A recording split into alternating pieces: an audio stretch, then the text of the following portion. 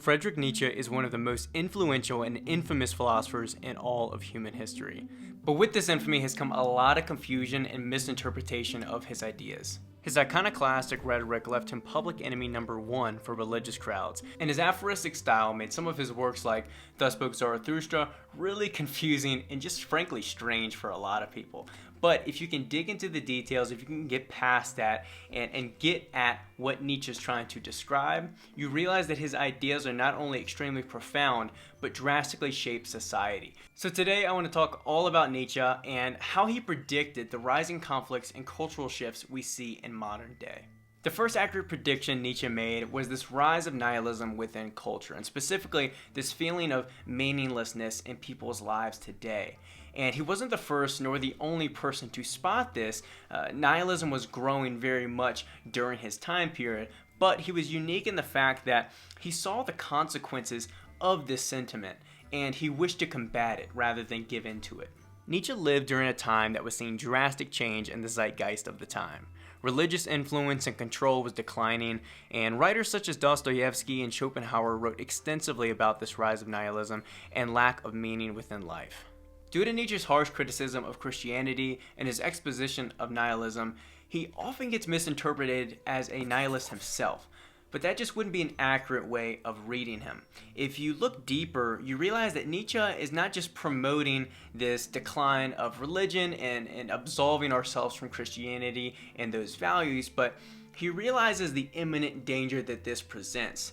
So after proclaiming the quote-unquote death of God and the gay science, he realizes that by absolving society and removing religion from society, you leave this void, and it collapses people's, view of life. It collapses how they live their life, their values, their why, and they really start to question their existence and purpose here on this earth. And Nietzsche realizes there's some danger and some problems with this way of looking at the world. Although Nietzsche definitely was not a fan of organized religion, he did understand correctly that a godless society is not a desirable outcome. I think, whether you're religious or not, we can all agree that religion provides a lot of meaning and structure in people's lives. It provides a why, it provides an explanation, it provides a story. We all experience suffering in our life, and religion provides an explanation for it. It gives our suffering meaning. It also tells us how to conduct ourselves and how to live this temporary life that we have here on earth. So Nietzsche understood not only the problem with religion, but also the problem of removing religion from society. And he specifically despised the ascetic ideal, which is somewhat of a stoic way of living, of severe discipline, of stopping yourself from any overindulgence, of moderation, because he believed that stunted the individual's growth and will to power, which we'll get into a moment. But he did say that at least that way of living provides some meaning. It stops us from having this lack of purpose in our life. It provides us some path. And in the genealogy of morals near the end, he explains, why do we suffer? And he says, although again, he does despise this ascetic ideal, he does say that any meaning is better than no meaning. So it would be far-fetched and frankly wrong to claim that Nietzsche was a nihilist or even a negative guy, because he did have a strategy to combat nihilism, which really came down to two main concepts, which was the will to power and the Übermensch or Superman. The man of the future will free us not only from the old ideal, but also from what was bound to arise from it: great loathing, the desire for oblivion, and nihilism. This stroke of noon and of the great decision that renders the will free again, the one who gives back to the world its purpose and to man his hope, this antichrist and anti-nihilist, this conqueror of God and nothingness, he must one day come. The Übermensch is this individual that Nietzsche believes we should aspire to be, that we won't be ourselves per se, but that we should, as a society, work towards leading to this Übermensch. And the Übermensch is an individual that is self-determining, affirmative, and that is capable of overcoming himself and becoming something greater. And this leads me to prediction number 2 that Nietzsche had accurate, which is the concept of will to power. Now, the will to power is a core concept for Nietzsche, and it's mentioned in a number of his books. And once you really break it down, you realize it's quite simple and obvious, actually. The will to power is, in simplest form, the ability to act, to do, to create. Okay, so if you want to assert yourself in life and live a life that you control, that you have created for yourself, you're taking action and you're leading, you're commanding, that's enacting your will to power. And we see this all the time, right?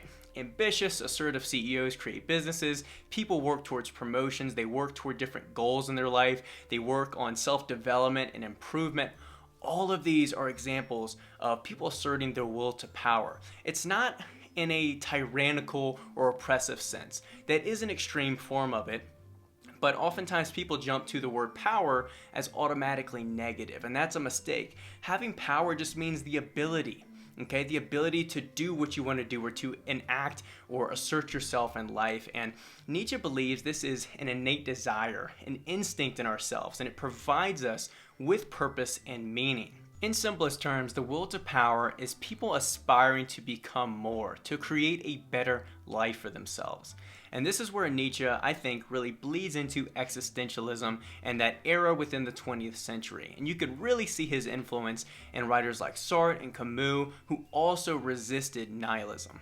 For Nietzsche, by releasing man from the constraints of religious morality and meaning, man is able to define his own purpose and value in life, and then assert his will to power, assert himself, take command, take lead of his life.